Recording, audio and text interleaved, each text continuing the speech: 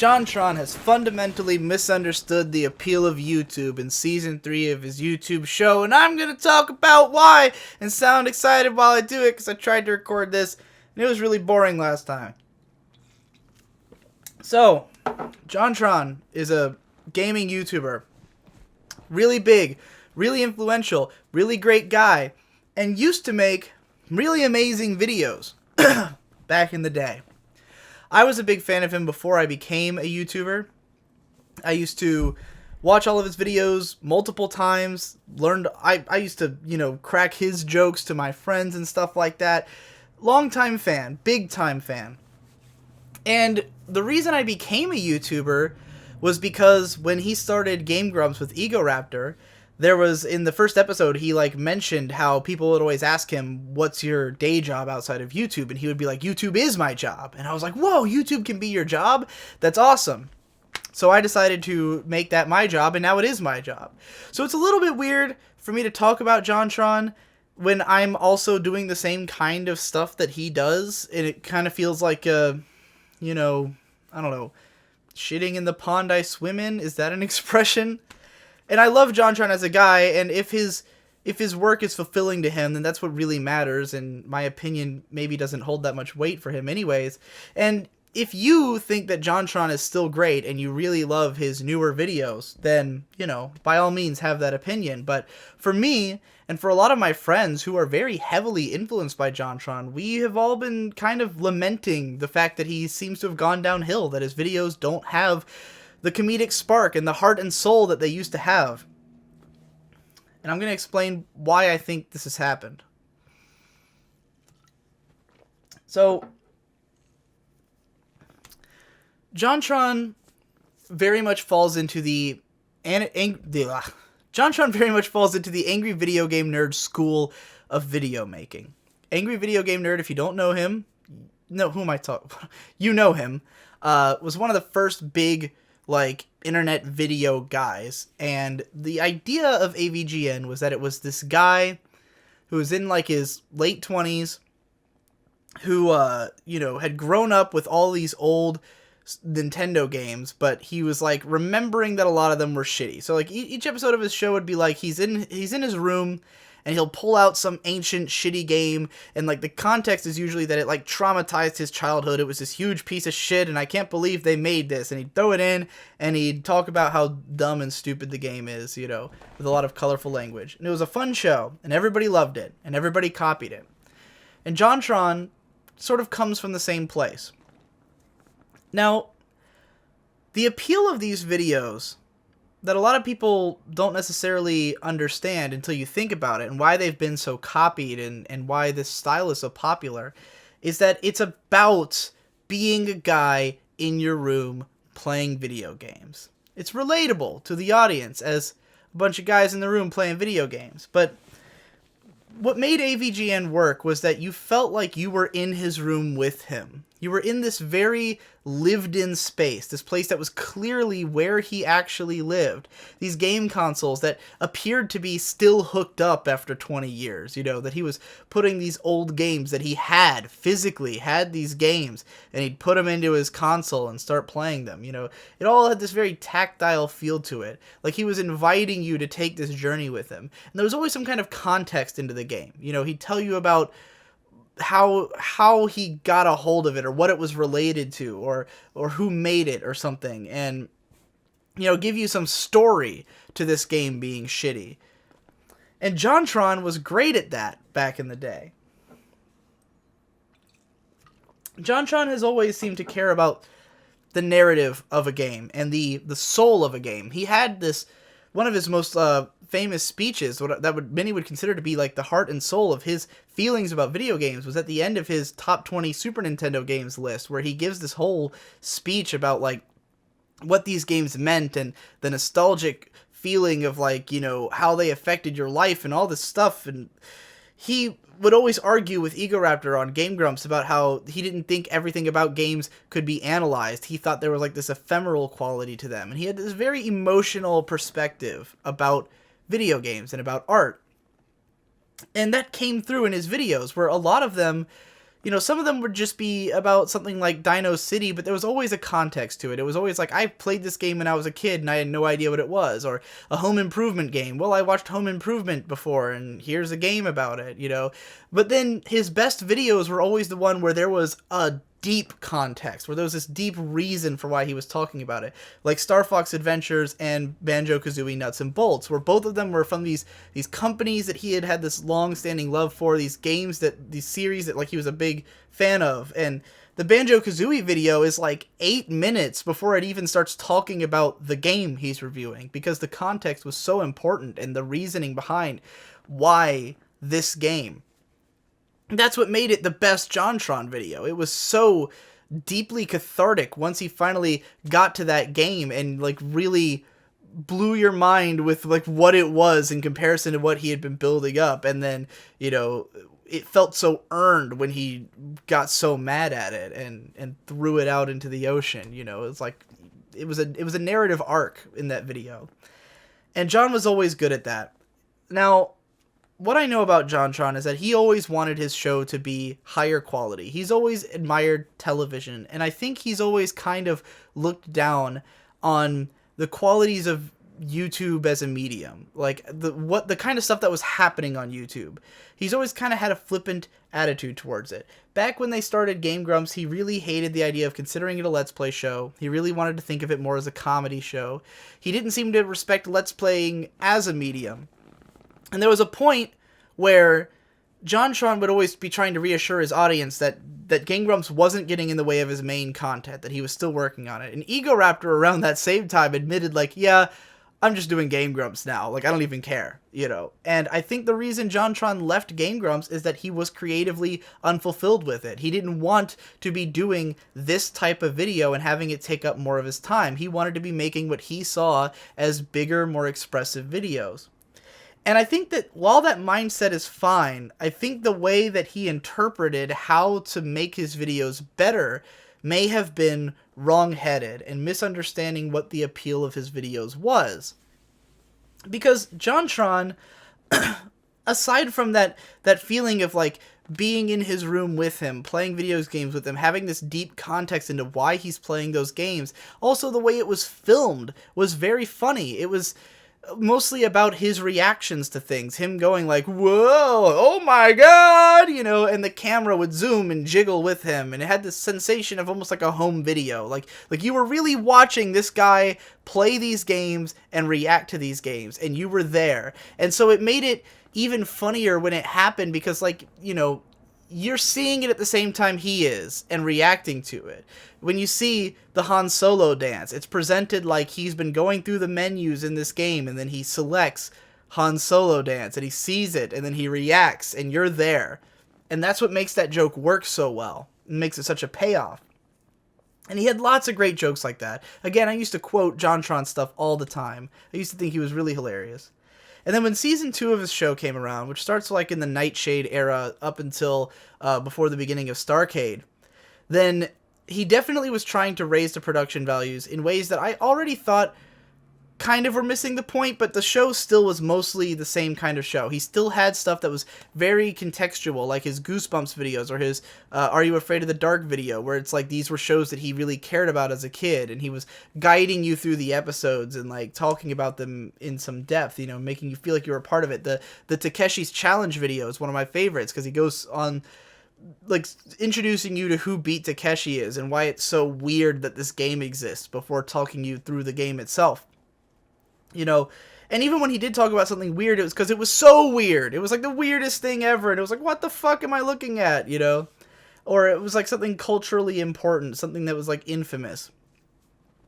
And the things I don't like about the filming from that era, he started using these depth of field shots a lot, where he definitely had a nicer camera, and he would really have like soft focus, like the focus would be just on his face, and then everything would be blurry in the background, and it kind of takes away from the comedy because it's a little bit distracting. Like it's supposed to look nicer, but instead it just feels weird because you wouldn't film your house that way. You don't look at your house that way. You don't look at it doesn't feel as at home. And in those videos, he also had like a somewhat odd apartment, because it was a very stark look where he had these very clean poster layouts and stuff above his couch. It was just a kind of an odd location and way of filming, but you still could tell you were in Jontron's house. This was important. And it's what's completely missing with Season 3. Because with the newer Jontron videos, now he's on a set. And now he's using these really nice professional cameras.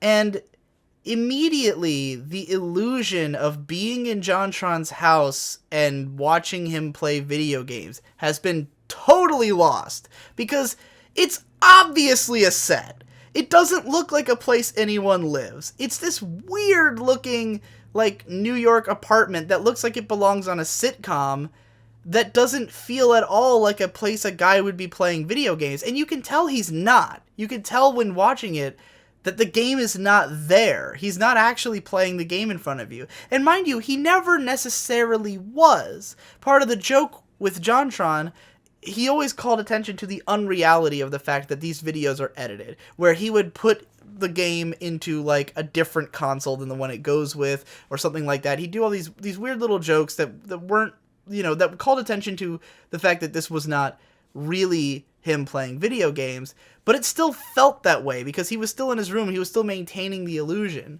And I think there's ways you can play with that are really clever, like in the first ever Drowning in Footwear video, also known as Endless Jess. If you go to Endless Jess's channel and go to the first one, Demon Souls, you know, it starts off with him holding a controller, and then he says, like, I'm not even in the game room. He like turns the camera around. There's no TV there. He's not in his game room. And it's funny, but it still feels very YouTube because he still is in his house, in his room. Jontron's videos now, the question I have when I watch them is, why even be in a room? Why even have the idea of the guy in a room playing video games if it's not your room and you're obviously not playing video games? It just feels very strange and jarring and weird when you see this set and you're like, where are you, John? Because all I can picture is Jontron walking onto a set, sitting in front of a camera, and pretending to be commenting on a game, as opposed to, you know, being at his house commenting on a game. It feels so weird, and the set is not good for this style of video, because not only does it not look like a real house, it doesn't have any, like, you know, people always rag on, like, the filming in front of your collection thing, and it is kind of corny when people do that, but the point of that is to establish, like, what kind of person you are, what kind of interests you have, what kind of tastes you have, you know. Obviously, it's usually video games, because it's usually a video game channel, but it gives you the sense of who the person is, maybe, you know, how strongly they care about their video game collection and their identity as this person. Even if it was just, like, even if it wasn't that, even like MKBHD, a tech reviewer who films in his room, like, he films in front of his computer and it's a very sparse space, but it gives you a great sense of who he is as a person. He likes things to be clean. He likes to have, you know, very minimal look to his apartment. Everything's very white and stark, but the tech immediately springs out at you and catches your eye. The way the room is set up, it just looks like a place where he actually lives, and it reflects his personality well. You can't really picture Jontron living in this set. It doesn't look like what his house is, especially because you know what his house looks like because you've seen it in other videos. So it's like, where the hell are you, John? It's so dark. It's like got blue walls, and it looks like a strange other world. And especially because the kind of camera work that's happening couldn't be done in a house because the camera is so pulled back that it's clearly, you know, behind the fourth wall. It has no sensation of being a real place where anybody lives. And as a result, all you can ask yourself is, why are you sitting there on that couch playing that game? And the camera work is very, like, flat and stationary, and, like, there's lots of panning and slow zooms and slow pans that are not funny. The way that Jontron felt before, like I said, where his "oh my god" moment, like, the joke is the camera zoomed in and shook around because it felt like it was a person trying to capture this moment as it was happening. And now he'll be, like, doing a joke while the camera slow pans dramatically, it's not comedy filmmaking. Because the people filming it obviously don't know how to do good comedic filmmaking. They're using equipment that you would use to make a movie that's a comedy, but they're filming a style of comedy that is very YouTube, that's very intimate and in your face, and the joke is that he's the one who made it, not this other thing. He's taking the same jokes that he's always been doing, these very YouTube style jokes that worked with the setup he had before, and he's applying them to a setup that's meant for a totally different style of humor, and it just doesn't work. And there's never any context anymore. The things he's reviewing don't mean anything to him or anyone else.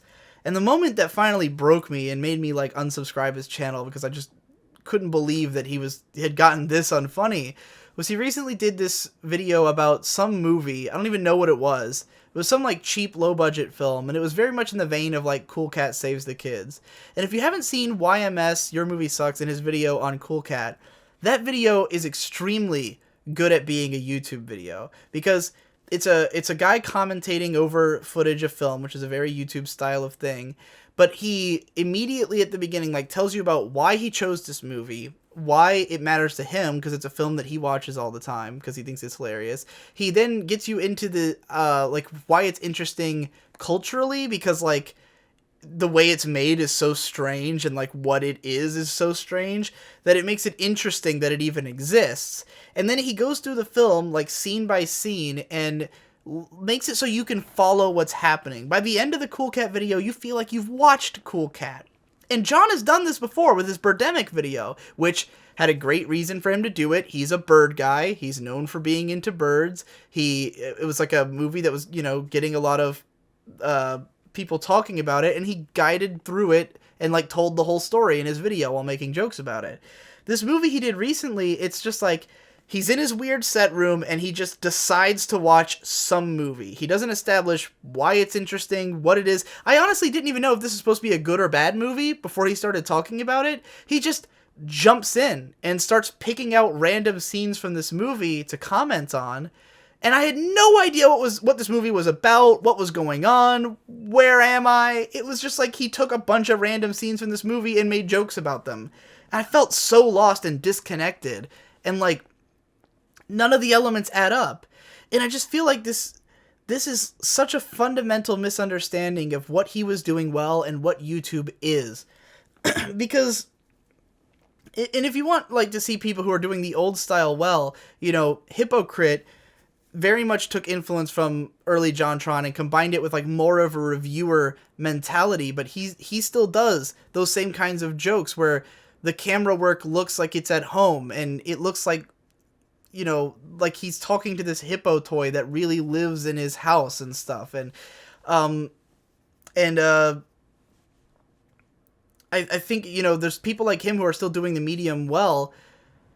And I think that in addition, YouTube has moved in a different direction from where Jontron is moving, where at the time that he was first doing videos and, you know, when Game Grumps started and everything, it was still weird for videos to be longer or to be like lower effort in production, where, you know, people were used to videos being 5 to 10 minutes long and that everything in it was very tight and all of it had to be funny if anybody wanted to sit through it. But YouTube's not like that anymore.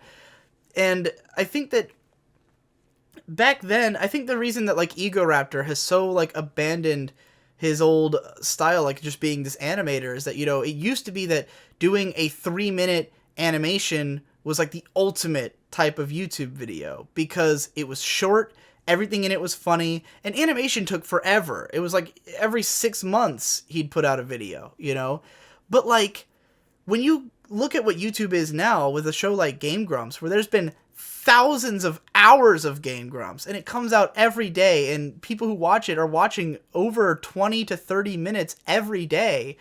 That's what YouTube is now. People will watch 20 minutes of content that maybe isn't as densely entertaining, but in the long run, you get way more out of it. You get so much more out of a week's worth of Game Grumps than you would out of one, you know, Egoraptor short animation that, like, of course animation's not the way to go anymore, because it's not what YouTube's about anymore. YouTube's getting longer and longer and more involved, and people are embracing it as not being like TV. It's not like a show. YouTube doesn't work like something you tune into once every week because you know that show comes on this week. It's not quite like that, especially with someone like Jontron, who doesn't even have a regular release schedule. For him to make a show like this is very strange, because the way Jontron's show feels is like a TV sitcom that's supposed to just come on at 7 while you happen to be sitting on the couch and you watch it, but it's not released that way.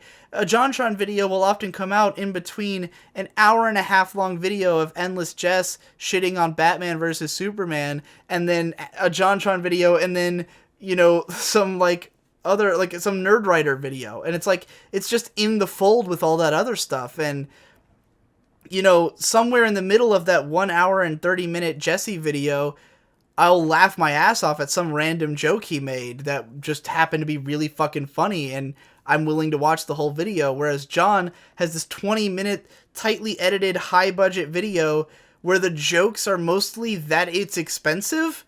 He has a joke about how he, like, there's one part where he brings in a horse, and he's like, whoa, I actually brought in a horse. And it's like, okay, is that funny? Is the joke literally that you blew money on a non-joke? It's so odd, and it doesn't help. It doesn't help at all. I'm way more entertained by Jesse standing in front of his bookcase stammering for half an hour, you know, because that's what YouTube is about. It's a different kind of medium. It's about things coming out and you watch it. You're always on YouTube. Things show up and then you just sit through them. It's not a show you prepare for and schedule and like it comes out once a week. It's a feed of a bunch of things. So I think that what Jontron's doing is escaping the point of YouTube and escaping the realm of what made his videos interesting back in the day. And I don't know if he understands that at all, because he said that he's happy with the way that his new videos are coming out and he likes working on sets and everything. And I'm just like, I'm thinking that it's not that you can't do that and make a good YouTube video. I think that, you know, stuff like music videos that are often very high budget, very expensive productions work with the medium because they're usually 3 minutes long. And it's like, you're not going to go to a theater to watch a music video. Music videos never made much sense on TV. Back when they did like stuff like TRL, it was always very odd. Music videos are perfectly suited to this easily consumable, I can go look it up and watch it and it's over type of media consumption. So you can do formats that make sense on YouTube, but doing like a TV show episode on YouTube totally misses the point, I think. And I kind of wish Jontron would reassess what he's doing. He has so much money and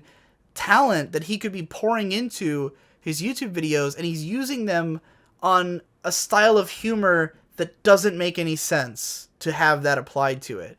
Whereas if he took that money and used it to make more experimental stuff and do different styles, it could work really well. And I know he can do it because he did those Malkovich's Gaming Game Show videos, which were absolutely hilarious and were a totally different style from his normal content.